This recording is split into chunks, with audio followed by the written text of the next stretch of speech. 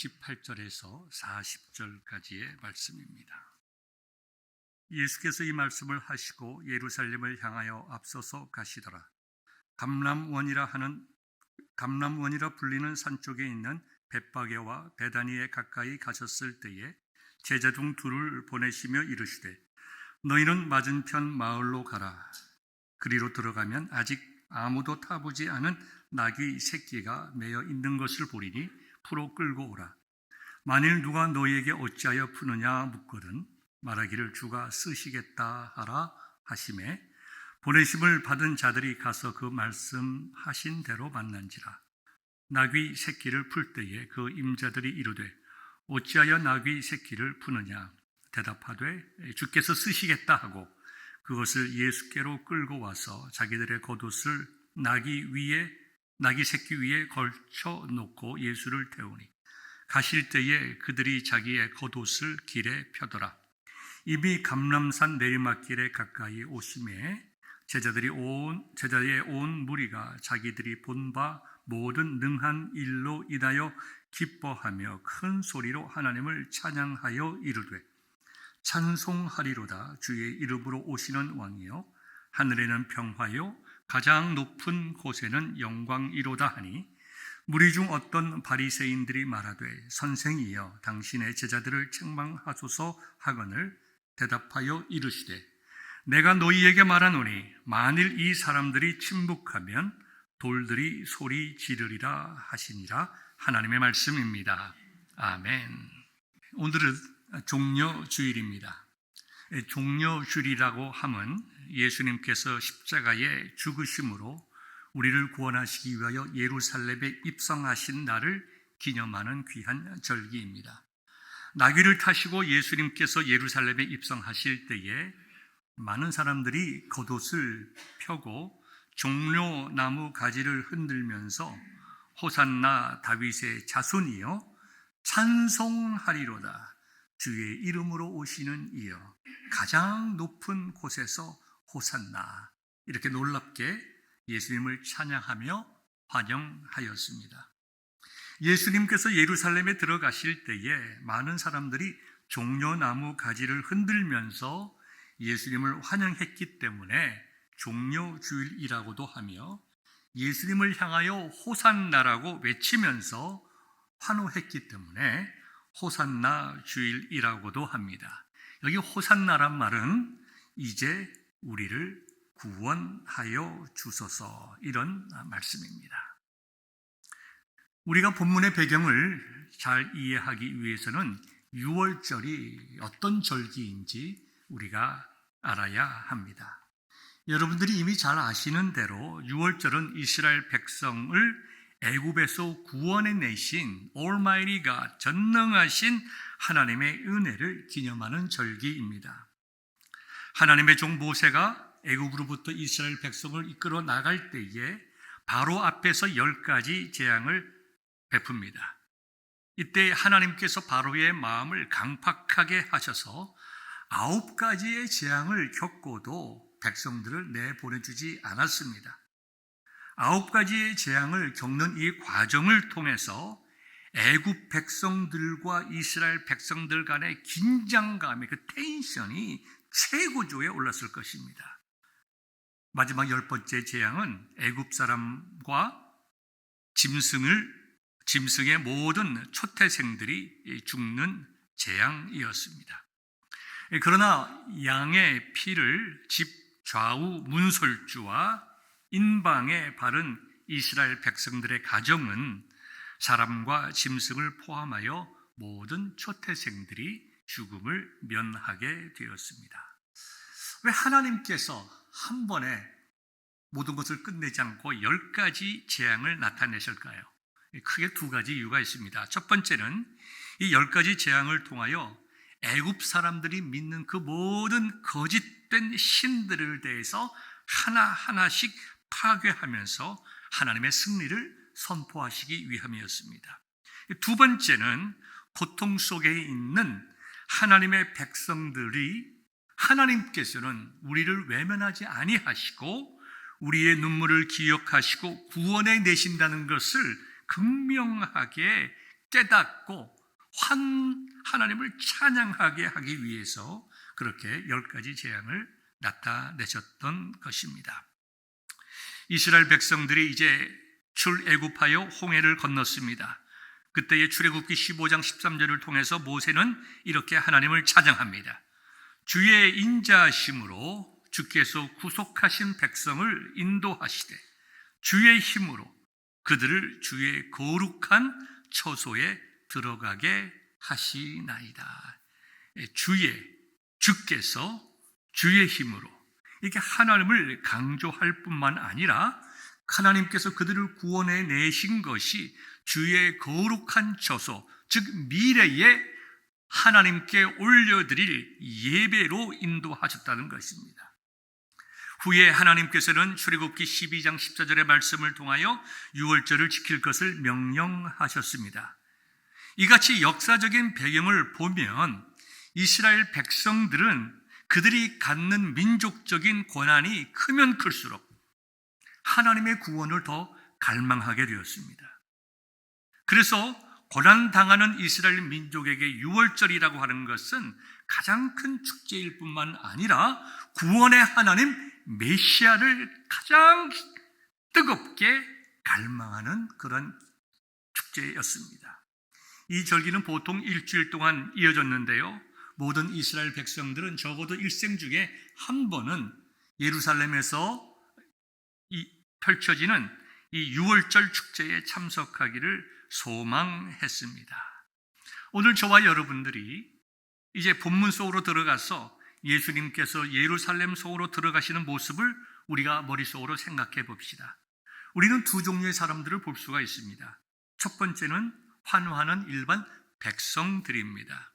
예수님을 애워싸고 기쁨으로 환호하는 사람들입니다.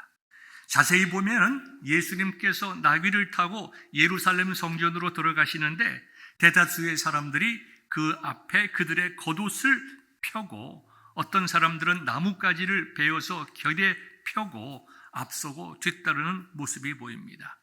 겉옷을 길에 폈다는 것은 그들의 모든 것을 들여서 한 예수님을 환영했다는 것으로 우리가 이해할 수가 있습니다. 그리고 이렇게 외칩니다. 우리가 마태복음과 누가복음과 요한복음 세 곳에 이 환영의 외침이 기록되어 있는데요. 먼저 마태복음에 나와 있는 환호를 보면 호산나 다윗의 자손이여 찬송하리로다 주의 이름으로 오시는 이여 가장 높은 곳에서 호산나. 누가는 이렇게 외쳤습니다. 찬송하리로다 주의 이름으로 오시는 왕이여 하늘에는 평화요 가장 높은 곳에 영광이로다. 사도 요한은 이렇게 찬미했습니다. 호산나 찬송하리로다 주의 이름으로 오시는 이 곧 이스라엘의 왕이시여. 이 마태와 누가와 요한복음에 나와 있는 세 복음서의 묘사를 종합해 봐서 우리가 좀 이해하기 쉽게 표현한다면 이런 겁니다. 다윗의 자손이신 예수님 찬양합니다. 예수님은 하나님께서 보내신 우리의 메시아이시며 이스라엘의 왕이십니다. 이제 우리를 구원하시어 하늘의 평화가 이 땅 위에도 임하게 하옵소서. 참 아름다운 찬송이죠? 이렇게 외친 사람들, 주로 어떤 사람들일까요? 당시로 들어가 보면 그 당시에 유월절을 지키기 위해서 이스라엘 각지에서 사람들이 많이 모였는데 학자들마다 여러 가지 주장이 많이 있습니다만은 제가 판단하기에 한 10만 명 정도의 다른 지역에 있는 사람들이 예루살렘과 그 인근으로 몰려서 유월절을 지켰을 것이라고 생각이 됩니다. 그 중에 상당수는 갈릴리 지방에서 내려온 사람들로서 누구보다도 예수님의 사역을 체험하거나 들었던 사람들이었습니다. 예수님께서 병자를 고쳐주셨습니다. 귀신을 내어 쫓으셨습니다. 눈먼 자의 눈을 뜨게 하시고 말 못하는 자의 입을 열어 말하게 하시고 듣지 못하는 자의 귀를 열어 듣게 하셨습니다. 보리떡 5개와 물고기 2마리로 5,000명을 먹이시고 4,000명을 먹이셨습니다. 그 놀라운 예수님의 사역의 장소에서 그 모든 이적과 기적과 가르침을 직접 보거나 들어서 알고 있는 사람들이 예수님을 환호하는 무리들의 대부분이었을 것이라는 겁니다. 우리가 오늘 읽은 본문 누가복음 19장 37절을 보더라도 제자의 온 무리가 자기들이 본 바 모든 능한 일로 인하여 기뻐하며 하나님을 찬송했다고 하였습니다. 다시 말씀드려서 예수님께서 죽은 사람도 살리시고 그 모든 이적을 베푸신 것을 본 예수님의 고향 사람들이었다는 것입니다. 기적을 일으키신 예수님, 죽은 자까지도 살리신 예수님, 그 예수님께서 예루살렘에 입성하시니까 갈릴리 지역에서 예수님을 보고 경험했던 사람들의 마음속이 얼마나 뜨거웠겠어요. 이제야말로 예수님께서 우리의 메시아가 되신다. 잃어버린 나라를 회복시키시고 이 땅에 하나님의 나라, 메시아 예수님께서 통치하시는 나라를 이루어 갈 것이다. 이와 같이 예수님의 사역을 경험한 사람들이 뜨겁게 예수님을 환영했습니다. 이들은 적어도 대제사장과 종교 지도자들에게 돈으로 매수되어서 얼마 뒤에 있었던 빌라도 앞에서 예수님을 못 박으십시오 라고 외쳤던 그런 사람들은 아니었다는 것입니다. 그들은 예수님의 사역을 몸소 체험했거나 생생하게 들은 갈릴리 사람들을 중심으로 예루살렘에 입성하시는 예수님을 환영하였습니다. 우리가 두 번째 사람들을 볼 수 있는데요, 바로 바리새인들입니다. 예수님을 환영하지 못하고 불만을 가지고 입을 꾹 다물고 참고 있었던 사람입니다. 예수님에게 이렇게 말합니다. 선생님, 당신의 제자들을 책망하여야 되지 않겠습니까? 그들의 눈에는, 바리새인들의 눈에 보기에는 예수님을 환영하는 사람들이 무지하고 무책임하게 보였을 것입니다. 왜냐하면 많은 사람들이 예수님을 왕이라고 찬송을 하면 가뜩이나 6월절에는 폭동이 많이 일어났는데 폭동의 위협을 느낀 로마 군인들이 이스라엘 백성들을 탄압하여 6월절 축제를 어렵게 할지도 몰랐기 때문입니다. 실질적으로 6월절에 폭동이 여러 번 일어났고 로마 군대들이 6월절을 행사를 하지 못하도록 금지한 때도 역사적으로 있었습니다. 그래서 바리새인들이 예수님을 향하여 호산나 다윗의 자손이여 라고 외치는 것을 보면서 이 사람들은 참 무지하고 무책임한 사람들이다, 그렇게 생각하였을 것입니다. 그런데요, 더 구체적인 것은 갈릴리 시골 출신인 예수님을 이스라엘을 구원할 메시아로 여긴다는 것 그 자체가 하나님을 모독하는 일이라고 그들이 생각했기 때문입니다. 다시 말해서 바리새인들의 마음속에는 예수님의 메시아 되심을 결코 인정할 수도 없고 인정해서도 안 되는 일이 되고 말았습니다. 이러한 이유로 바리새인들은 예수님을 향하여 선생이여, 메시아라고 하지 않죠, 왕이라고 하지 않고 선생이여, 당신의 제자들을 책망하소서, 이렇게 말했습니다. 그때 예수님께서는 대답하셨습니다. 내가 너희에게 말하노니 만일 이 사람들이 침묵하면 돌들이 소리 지르리라. 돌들이 소리를 지르다니요, 얼마나 놀라운 말씀입니까? 비록 바리새인들이 예수님의 구원자 되심을 선포하지 않는다 하더라도 하나님께서는 세상의 돌들까지 사용해서라도 예수님의 구원자 되심을 선포하실 수 있다는 것입니다. 그래서 찬송하리로다 주의 이름으로 오시는 왕이여, 하늘에는 평화요 가장 높은 곳에는 영광이로다. 이와 같은 외침이라고 하는 것은 사람들뿐만 아니라 구원을 기다리는 온 우주의 외침이라고 예수님께서는 지금 말씀하시는 것입니다. 그래서 주님께서는 이 사람들이 잠잠하면 돌들이 소리 지르리라 라고 말씀하셨습니다.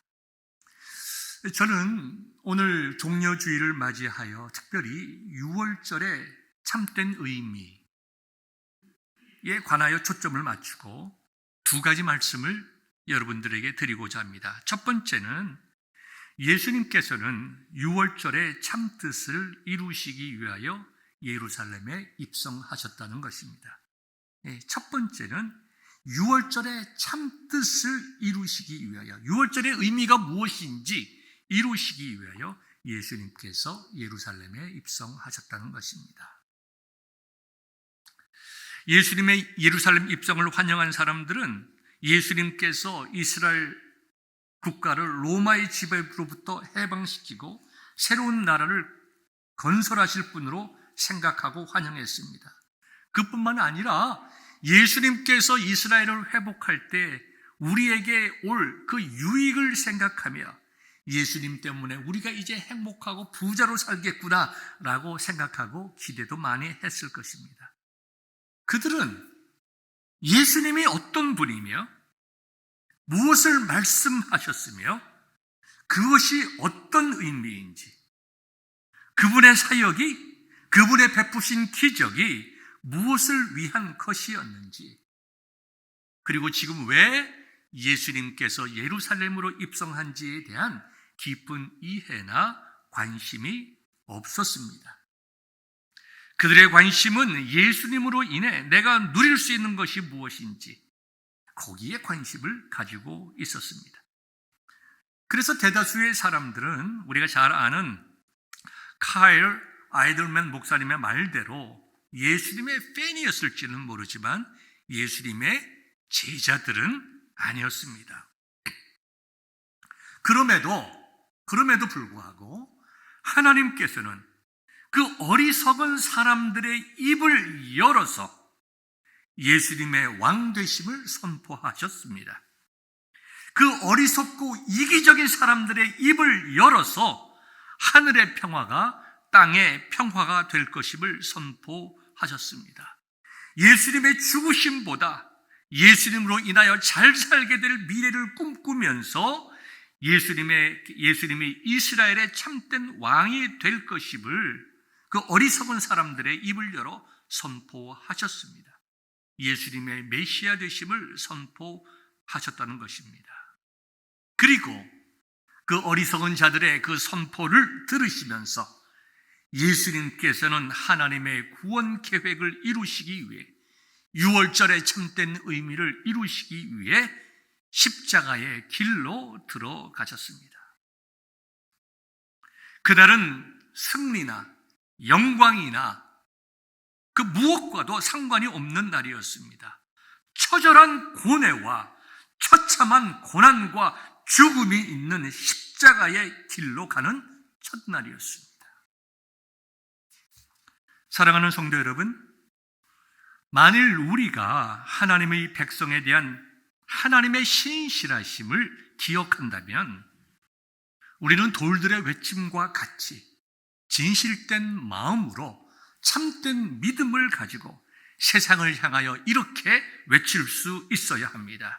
주는 그리스도시요 살아계신 하나님이십니다. 호산나, 예수님은 우리를 구원하시는 메시아이십니다. 예수님 안에 생명이 있습니다. 사랑하는 여러분, 예수님 믿음으로 영생을 얻으십시오. 우리가 참된 믿음이 있다면 우리는 담대하게 세상에 대하여 예수 그리스도가 누구인지 환호하며 외칠 수 있어야 합니다. 우리 이 시간 같이 한번 찬송 하나 불러볼까요? 죄인들을 위하여 주님 찾아오셨네. 여러분 스크린에 올려주시길 바랍니다. 죄인들을 위하여 주님 찾아오셨네. 주 안에 생명이 있네. 죄인들을 위하여 주님 찾아왔으나 사람들 영접하냈네. 예수 안에 생명 있네. 주님이 빛이 되시네. 예수 안에 생명 있네. 주님이 빛이 되시네. 아멘이죠? 아멘. 할렐루야입니다. 예수님만이 우리의 생명이 되십니다. 두 번째로 6월절의 참된 의미는 예수님께서 제정하신 성찬식을 통하여 성취되었습니다. 지금 우리는 6월절을 지키지 않습니다. 왜냐하면 예수님께서 6월절의 의미를 완전히 성취하셨기 때문입니다. 우리는 주일과 안식일의 관계 속에서도 동일한 내용을 발견하게 됩니다. 하나님께서는 십계명 제4계명을 통하여 안식일을 기억하여 거룩하게 지키라 명령하셨습니다. 그런데 우리는 주일을, 로드데이를 안식할 날로 지킵니다. 우리는 주일을 바르게 안식할 날로 지킵니다. 그 이유는 예수님께서 안식일의 의미를 완성하셨고 예수님께서 안식일의 주인이시기 때문입니다. 성경도 우리에게 그렇게 말씀하고 가르치십니다. 이제 6월절과 성찬과의 관계를 잠시 생각해 봅시다. 하나님께서는 출애굽기 12장 14절의 말씀을 통하여 6월절을 지킬 것을 말씀하셨습니다. 그러나 현재 우리가 유대교의 6월절을 지키지 않는 이유는 주일을 참된 안식일로 지키는 것처럼 6월절의 참된 의미를 예수님께서 완성하셨기 때문에 이제는 6월절 대신 예수님께서 제정하신 새로운 규례, 성찬을 지킴으로 우리가 6월절의 의미를 하나님 앞에 올려드린다는 것입니다. 하나님의 종 모세가 애굽 사람들과 짐승을 포함한 모든 초태생들이 죽을 것이라는 10번째 재앙을 선포했을 때 하나님께서는 이스라엘 백성들에게 이렇게 말했습니다. 양을 잡아서 그 피를 집 좌우 문설주와 임방에 바르라. 그렇게 말씀하셨어요. 이와 같은 것은 우리가 그 말씀에 순종하여 예수님께서 우리를 위하여 자신의 생명 주심과 그 속죄의 피를 믿음에 대한 그림자요, 상징이요, 예표였습니다. 이스라엘 백성이 그들의 죄로 말미암아 애굽의 노예로 있을 때에 하나님께서 그분의 백성들을 기억하시고 이스라엘 백성들을 애굽에서 구해내신 것은 우리가 죄로 인하여 영원한 형벌 아래 있을 때에 하나님께서 우리를 구원하실 것에 대한 예표였다는 것입니다. 마침내 예수님께서 6월절의 어린 양과 같이 우리를 위하여 피를 흘리셨습니다. 하나님의 백성들이 말씀에 순종하여 그 피를 집 좌우 문 설주와 인방에 바름으로 죽음에서 구원받았듯이 우리가 예수 그리스도의 속죄의 피를 믿음으로 구원을 받게 되는 것입니다. 성찬식은 죄악된 나를 향한 하나님의 무조건적인 사랑을 기억하는 것입니다. 죄인인 나를 구원하기 위하여 생명 주신 예수 그리스도의 십자가의 피 흘리심을 기억하고 기념하며 감사하고 찬양하는 것입니다. 이와 같은 것을 우리가 기억하며 오늘 성찬식을 거행하겠습니다. 우리는 십자가에 달려 죽으신 예수님을 생각하면서 우리가 함께 말씀을 나누었습니다. 6월절과 성찬 예식의 연관성도 같이 알아보았습니다. 예수님께서는 우리 죄를 위하여 자신의 생명 주심으로 구원의 길을 열어 놓으셨습니다. 우리는 그 십자가의 은혜를 믿음으로 받아 구원함을 얻습니다. 날 위해 피 흘리시고 생명 주신 예수 그리스도의 죽음을 기념하는 거룩한 성찬식을 시행함에 있어 우리는 첫 번째 회개를 하여야 합니다. 구원받음의 참된 기쁨과 평안은 참된 회개로부터 옵니다. 여러분, 베드로 사도 아시지요? 베드로는 다른 모든 제자들이 예수님을 버릴지라도 자신은 예수님과 함께 죽을지언정 결코 예수님을 버리지 않겠다고 이야기했으나 결국 그는 예수님을 3번이나 부인하고 심지어 예수님을 저주까지 하였습니다.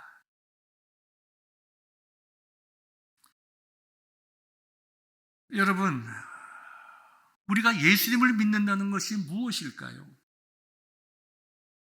예수님의 삶을 따라간다는 것이 무엇일까요? 이거는 우리들의 욕망을 죽이는 것입니다. 주님을 따라가는 삶은 어렵습니다. 그러나 이 시간 우리가 주님 앞에 회개하면서 하나님의 은혜를 구할 때에 하나님께서 우리에게 용서함에 대한 확신도 주시고 우리의 삶을 열어주실 뿐만 아니라 여러 우리들의 일어나는 욕망을 누를 수 있는 능력도 함께 주시는 것입니다. 우리 시간 성찬식에 들어가기 전에 우리 찬송 부르시고 우리 좀 회개의 기도를 한 후에 떡과 잔을 나누도록 하겠습니다.